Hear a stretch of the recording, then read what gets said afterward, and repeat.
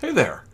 We finally made it. It's finally time for my full review of the Boox Go 10.3, the note-taking device that actually I just got, less than 2 weeks ago at the time of this filming. So just a ton of work that led up from the time I received the device to now, and it all culminates in this particular video. For those of you that haven't followed my previous videos, episode 1 was an unboxing and first impressions and a little bit of a focus on the hardware. Episode 2, which I had in 2 parts, was a visual tour, so it goes over most of the functionality of the device, and there's ample chapters if you want to skip ahead to those areas that interest you. Episode 3 then were the battery test results and what it's like to use a keyboard with the device, and we go over some other miscellaneous things as well. And that leads us here to episode 4. What we're going to do in this episode is we're going to start off with pros and cons, and I split those into 2 groups, primary and secondary. Primary things are things that I think are probably elements that you want to make a decision around, both good and bad, about whether you purchase the device or not. Secondary are things that I've noticed, good and bad, but don't necessarily arise anything you'd really need to consider if making a purchasing decision. They're just things that I want to talk about that I've noted about the device, and I put them in a secondary so they don't blow out of proportion. But that's how I like to organize that. So we'll go through those 4 groupings, and then I'll talk about the Go in the context of the Remarkable, the Supernote, and the rest of the Boox lineup, and then we'll wrap up with my final thoughts. So hope you enjoy the video. It's almost 2 weeks in the making. Let's go. Okay, so the pros of the device really starts with that 300 ppi in black and white. Before the Go, there was only one other device on the market, at least in Western countries, that had 300 ppi for a black and white screen, and that was the Kindle Scribe. The advantage of this is that the icons look really sharp, the text and writing looks really sharp, and 300 ppi is as high as it gets for resolution for e-ink screen. So this is as good as it gets. In addition to that, there's this connectedness to writing, and this is probably the result of not having front lighting and not having a film on the device. But when you put your tip of your stylus onto the screen, unless you're looking at the most extreme angle, you can't see a gap between that tip and where the ink is on the screen. So that connectedness is really unusual, and this is probably the best device I've ever seen in terms of that connectedness. The lightweight of the 10-inch device is pretty amazing and very notable. There's a lot of hoopla around the thinness of the device, but honestly, it's the weight, I think, that plays a much bigger role as a selling point in my mind for the Go 10.3. Now, these are the predominant reasons that I think someone would consider buying the Go. And there are some other reasons, and these are actually shared with other Boox devices. And they start off with the reading app, which is very deep. There's all sorts of file formats that you can use. It's very powerful in terms of the features that are available. Of course, you can do annotations and what have you. So just a lot to like, and in my experience, it's a very stable app, which is surprising given how much that it does. You have access to the Google Play Store. Not all apps, of course, can work on an e-ink screen. There are very few that are optimized for that, but most reading apps work really well on that device, and other apps work as well, utilities and the like, even some games in certain cases. So it's great to have that flexibility, and that access allows you to expand on the functionality relative to other tablets that don't have access to apps. The performance with the apps that I used are all very solid. There's one small exception that we'll get to a little bit later, but that was kind of a one-off. Otherwise, everything has gone perfectly well with the apps that I've used. The note-taking app is the most feature-laden app you'll ever find on an e-ink device. There's more features per square inch than anything else, including Supernote. Even though I actually prefer the Supernote app, there's more features here on a Boox app, just more that you can do. And I went over all those details in the second video of the series, so check that out if you haven't already. The performance is generally snappy. I'm not sure I'd go as far as to say it's the snappiest device I've ever used, but certainly it's among the snappiest devices I've ever used. And so it's really good overall, and that's a strong selling point for this device. The handwriting to text is really good, and it doesn't require an internet connection. That's another thing worth noting. And Boox has always done an amazing job here, and that definitely continues to the Go. Okay, now let's focus then on the primary cons of the device, and it starts definitely with ghosting. There's a lot of ghosting on the device. I wouldn't find the ghosting or say that the ghosting is intrusive, but it's definitely ever present.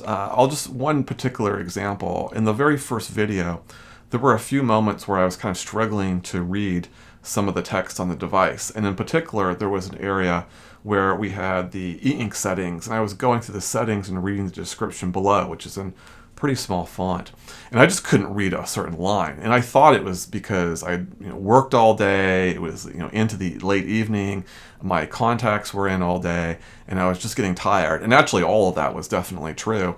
But in addition to that, in retrospect, there was a lot of ghosting going on with that line, and I couldn't read it even subsequently until I refreshed the screen.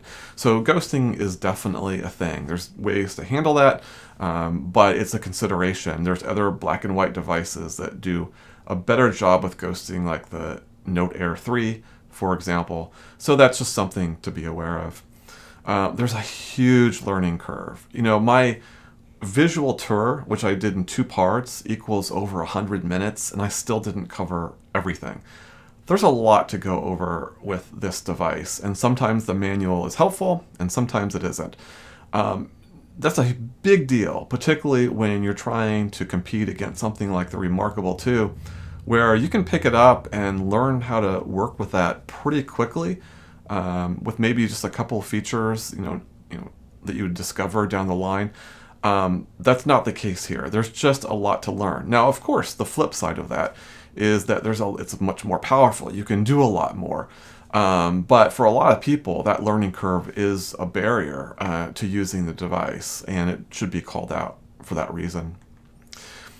No front lighting. I've talked about this quite a lot already. I'll just say one other thing, which is slightly different than what I've said previously. Can you read on this device? If you wanted to read a book or a PDF, absolutely. As long as your lighting situation is good, you're good to go, and you'll have a fine experience doing that with that high resolution and 300 ppi.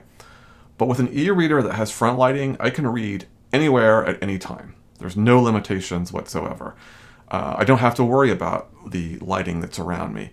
That's the difference. And I just personally find with an e-reader, even just a little bit of front lighting sometimes can make a huge difference in the right environments, and there's just no front lighting here.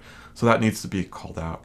The reading UI is just way too complicated, and this is something that in the past I've actually identified as a secondary con. In fact, I did that with the Note Air 3C. So why am I elevating it to a primary con now? Well, there's 2 reasons in particular. Number one, the device is being positioned to market against the Remarkable 2, and a big feature of the Remarkable 2 is its simplicity, its ease of use, the way that you can engage with the device. This app is the polar opposite of that.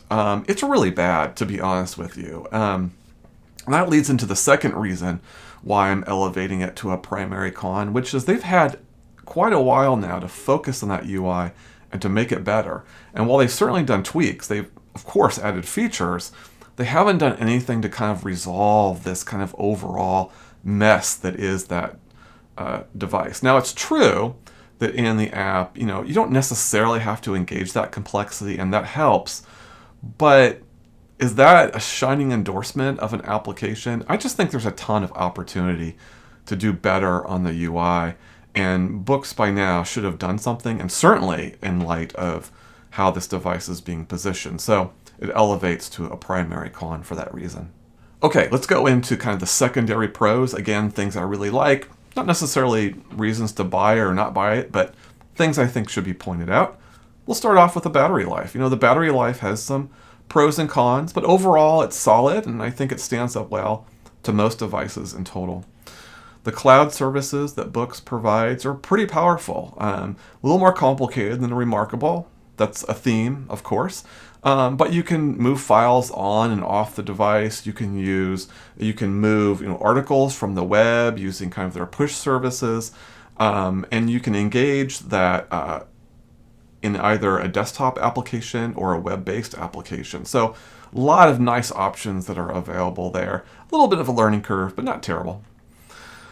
The cover, Boox has a long history of terrible covers, and really over the past year they've started to move away, and they've done a great job. The Tab Mini C, the Note Air 3C, and now with the Boox Go 10.3. It's got a nice two-toned, one tone on the inside, one on the outside. It, of course, has the ability to operate as a stand. I know there's mixed feelings out there with that flap. I like the fact that you can have a removable flap. I give them props for the cover. The stylus, nothing new about the stylus. It's the same design that's been used since the original Note Air. I like it. It's got nice grooves on the side. I think the grip is nice. Yeah, it'd be nicer if it had an eraser function, but I still think it's the best stylus in the Boox lineup. The icons, when I first started with the device, of course you notice the new icons, particularly in the note-taking app. And they look nice, but really it took me some time of working with the Go device, and then I reopened the Note Air 3C, and my version has the older icons currently, and you can completely tell the difference, and they've done a good job in improving those. Now, other devices will get a lot of the features the Go has, including these icons, but it just looks great on the Go, and it's worth calling out. The overall hardware design, with one exception that we'll get to, is fantastic. I mean, it's really well built. The thinness, the lightness, the materials all come together nicely. I didn't see any flaws in the design. There were no creaking points, for example, and it looks sophisticated. It has a really nice look, so props there. The power button, people will disagree with me on that, but I like kind of a meaty power button that sticks out from the device. I don't like to try to get my finger into a crevice to switch the power button on or off. So this has that. Other people don't appreciate a power button that juts out because it might accidentally be triggered, say in a bag. But I haven't had that issue, and I just like this type instead. The screen is really scratchy, has a really nice sound to it, in my opinion. Let's go ahead and take a listen to that. And in fact, let's go ahead and listen to what other devices sound like as well in comparison. Okay, let's start off by listening to what it sounds like on the Go. I'm going to use the Go's own stylus, and in fact, I'll use the same stylus, same tip, with all the devices we're going to listen to just for the comparison. But of course, starting with the Boox Go, let's see what it sounds like.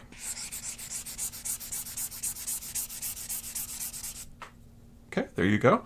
Let's then move on to the Remarkable 2 and see what that sounds like.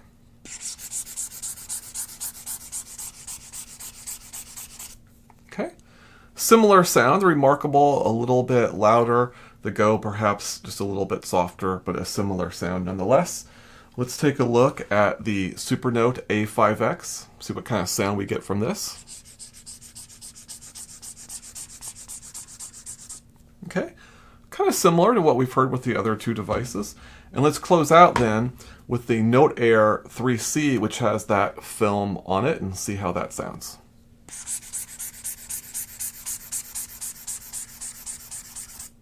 Okay, Note Air 3C and Remarkable to me sounded both a little bit louder. The Supernote and the Go to me sounded a little bit softer, but all gave off fairly similar sounds, which is impressive for the Go because again, it doesn't have any type of special film. Okay, and then finally it is the thinnest 10-inch device. As I mentioned before, I think the lightness plays a bigger factor than the thinness. It's not dramatically thinner, say the Note Air 3C, but the thinness combined with the weight is a really nice package for this device. Now I'll close out with the secondary cons. Again, things I didn't like, but I wouldn't not buy the device because of these things. And we'll start off with the AI eraser. The AI eraser is really more like a aggregated stroke eraser. So you're scribbling on the screen and it'll erase any strokes that it touches. That sometimes leaves behind artifacts, dots on eyes or certain strokes that weren't covered for whatever reason. And I really wish they did it more as an area eraser. I'm hoping they'll make that change in the future, but for right now, it does leave things behind at times. And that means that for me, it's about a half step behind Supernote's two-finger erase feature. So I kind of wish they did a little bit better there. There were a few bugs early on. There was one bug in the note-taking app where I had two templates. You're only supposed to have one. And then I had two versions of the layer I was in. Both the template and layer were repeated, in other words. Very strange bug that kind of went away. All the firmware updates that I installed, I did in the beginning on the original video, the unboxing and first impressions. So this bug happened after that, and for whatever reason resolved after that as well. The issues I was having around the Kobo app, where I couldn't quite get the font to the right size, to a size I was accustomed to on the Note Air 3C, that issue kind of resolved itself as well. You could argue that was potentially the Kobo app, but I've used the Kobo app on a number of devices before, never had any issues. This was the first time and the only issue I ever had working with an app, so I kind of suspect it was with the device itself. Nevertheless, these were all temporary kind of one-offs, and it's not unusual to have a device have issues when you first start off. As long as they go away, I'm fine with that. That happened here. These are secondary cons in my mind. When you do a lasso, whether it's a smart lasso or one of the other free lasso, whatever a lasso you use, a menu will pop up on top with some options. And delete, to me, is one of the most common things you use with a lasso. I'd use delete before copy. And yet delete is actually buried. You have to click on another button to get a drop-down bar to be able to click on delete. And I think that could have been done better. And a viewer commented on that as well. And we both simultaneously were having that observation. So I think that could have been done better. No color. This really does need to be called out. Some people prefer black and white, and e-ink and black and white is spectacular. I understand why people like black and white only devices. And the Go is great. But the fact of the matter is, we're in a time where there's a lot of devices floating out there with Kaleido 3 color. Definite limitations with that, I understand that. But I think this does need to be called out. I actually think Kaleido 3 is great.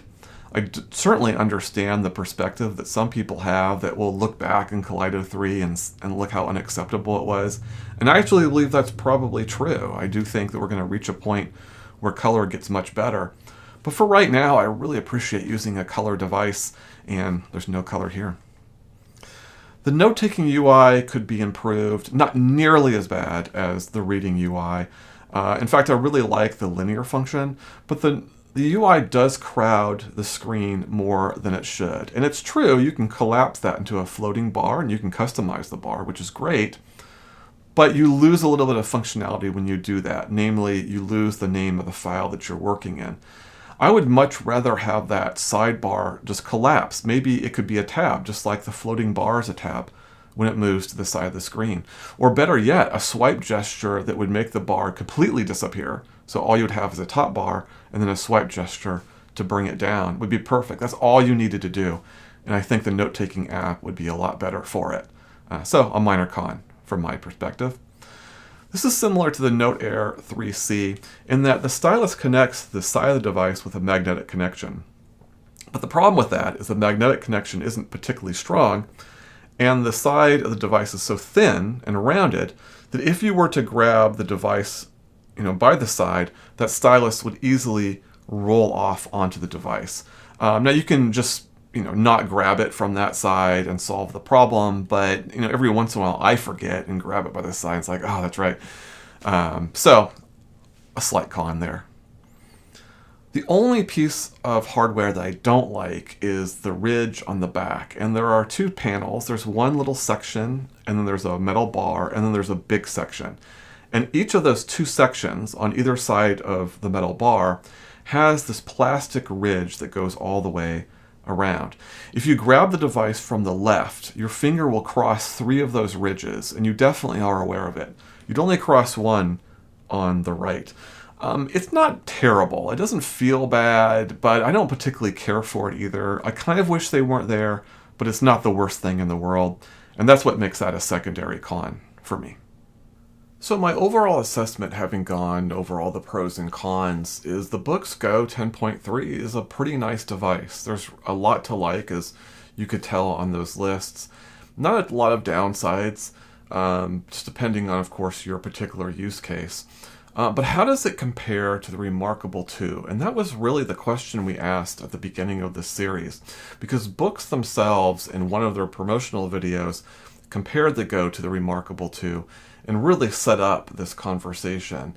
And there's been a lot of conversation and chatter around, how do these two devices compare? And my ultimate answer to the question, did the Boox Go kind of, defeat the Remarkable 2, if you will? Well, the answer is kind of no. And let me kind of go into a little bit of the nuance around that. So first off, to be very clear, the Boox Go is a much more powerful and functional device than the Remarkable 2.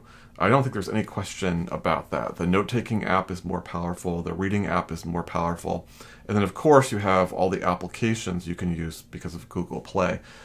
The thing though is that was always true. When I purchased the original Note Air over 3 years ago, about 3.5 actually, that device had more functionality than the Remarkable 2 has today. So that's not particularly new, and that doesn't change the dynamics of people that were buying the Remarkable would now go to the Go because of that, right? Because there's nothing different there. Now, hardware is absolutely an area where I think Boox pretty unequivocally lands a good blow here. Pretty much everything about the Go is much more superior to the Remarkable, particularly the internal specifications, and we've gone over that in the first video. But I think, Boox has definitely landed a win as it relates to the hardware, at least comparable to the Remarkable 2, whose form factor I think still stands up through the test of time. But again, with all those more powerful internals and the results that come out of that, I think in that regard, Boox was a success. So why no? It comes down to the third piece of it. What Remarkable does is they make a very simple writing device, that you can easily interact with. Now we know that Boox was never going to be able to completely replicate that, just for the simple reason that the note-taking app and the reading app can do so many more things. That wasn't what we were looking Boox to do in this case. What we were looking for Boox to do is, could they take their UI and simplify it and kind of reduce that learning curve related to those two applications in particular?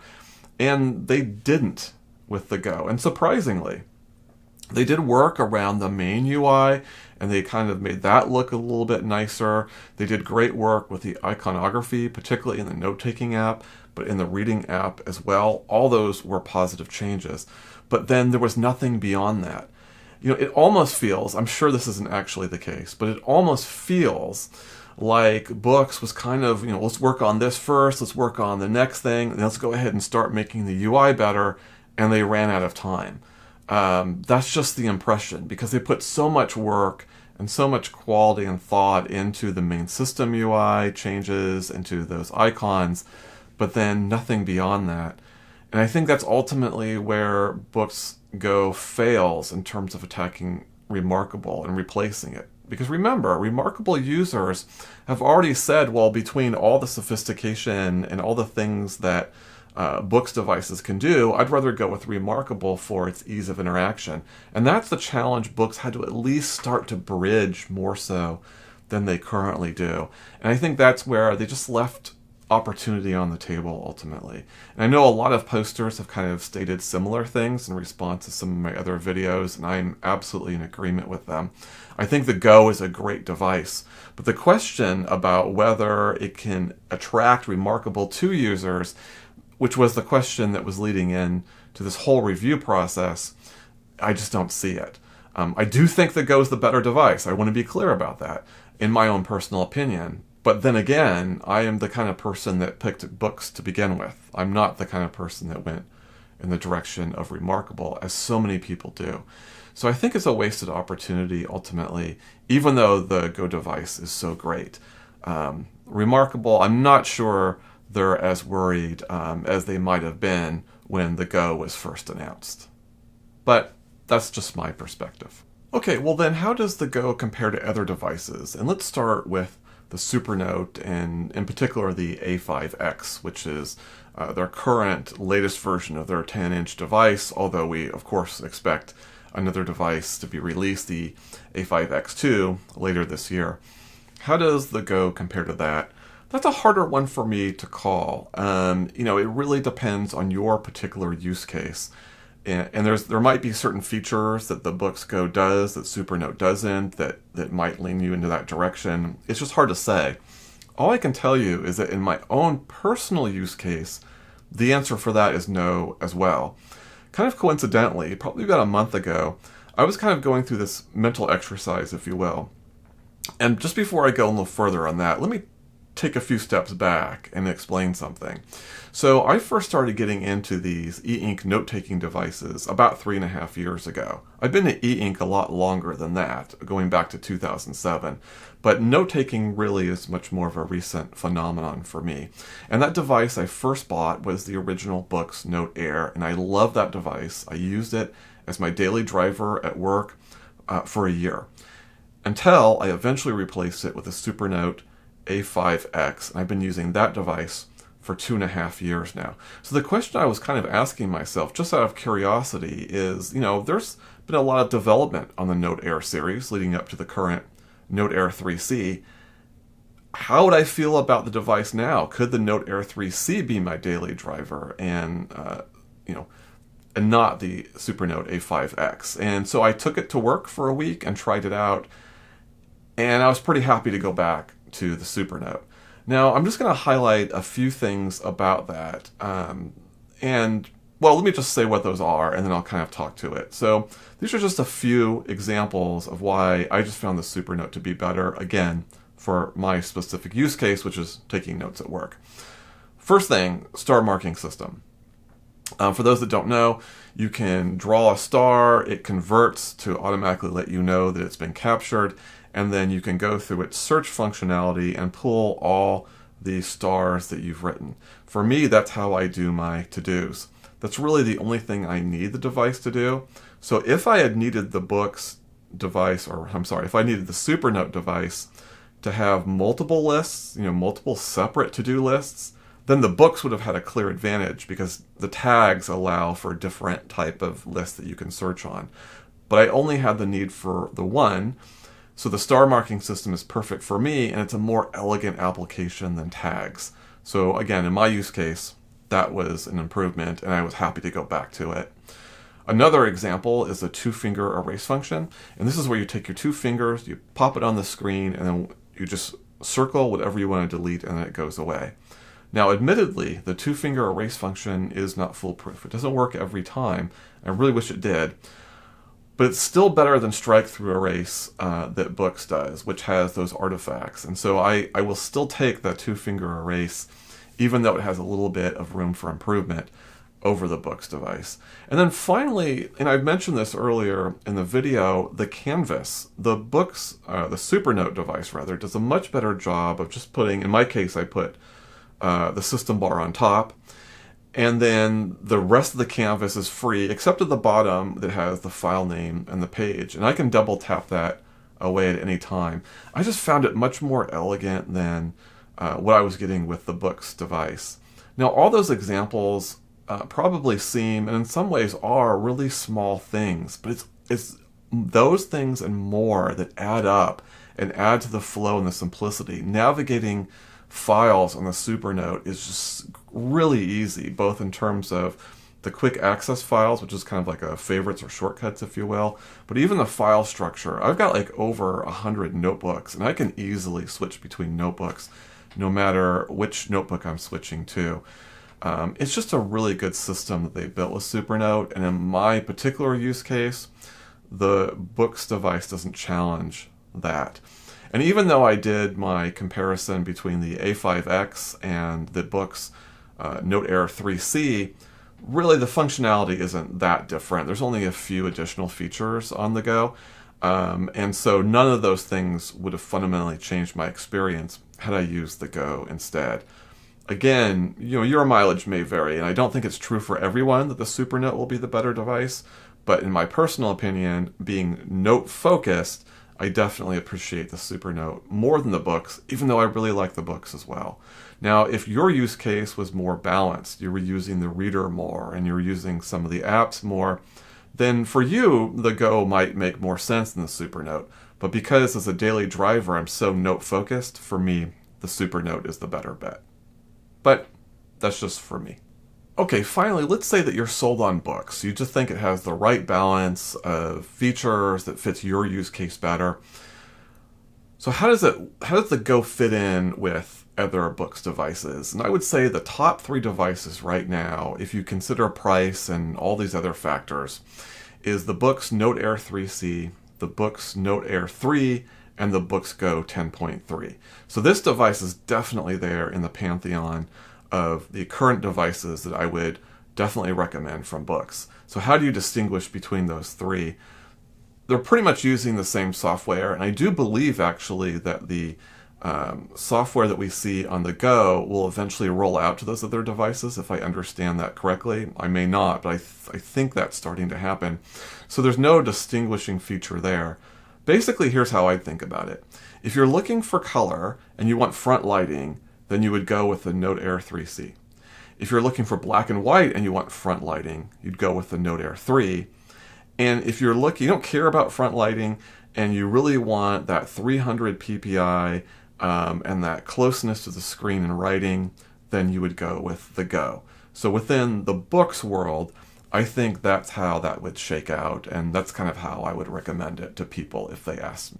I want to close out with another question, and this is not one that I posed in the original video of this series. But basically, are we better off now that the Boox Go has been released? And the reason why I pose that question is I'm not sure, actually.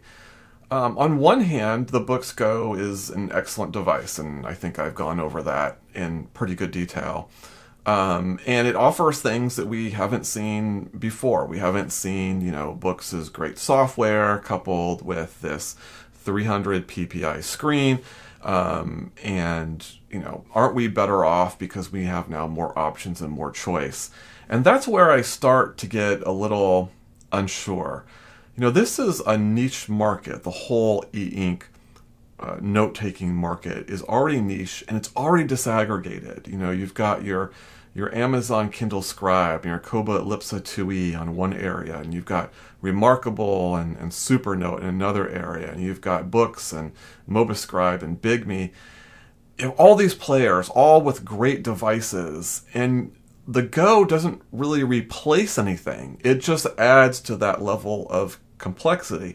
So if you're looking to buy a device, your benefit from the additional options, that's great. But at the other hand, are there too many? And I just don't know the answer to that. It's a question that I've been rolling around in my mind for a number of days now. It's so weird because you look at the device itself objectively and you go, this is a great device. Of course, we're better off for it being around. But I can't help but think this is an industry where, the market's already disaggregated enough, and the Go just goes one more step to further disaggregation. Are we due for some consolidation? I don't know. That's a question I'd love to hear your thoughts in the video. But it's something that it kind of disturbs me a little bit. It's kind of in the back of my mind, haunting me as I think about, do I recommend the Go device? Ultimately, I do if the use case fits for you. And again, going back to those 3 predominant pros that I indicated in the primary section, if those 3 things are things that, yes, that's what you're looking for, I think you're going to love the Go. I think it's absolutely the device for you. If those aren't so significant for you, then there's probably other devices that you might like better, including in the Boox lineup. But again, it's so dependent on your particular use case and what you're looking for. And my only point is, as a consumer, with the Go now on the market, your choice got harder. And there's just a little bit that I always wonder if that's a good thing or not. Anyway, that's going to conclude this review. I hope you enjoyed the series. If you have any questions, again, put those in the comments. I'm going to review more devices in the future, so please subscribe. In fact, we've got the Highbreak from BigMe, the kind of handheld e-ink device. I think of it as an iPod Touch with cellular connectivity coming, so be sure to subscribe for that. And there'll be more stuff, of course, coming into the end of summer and into fall. So a lot to go over, and I hope you'll be there with me. Thank you very much. I hope you enjoyed the series, and until next time, have a great day.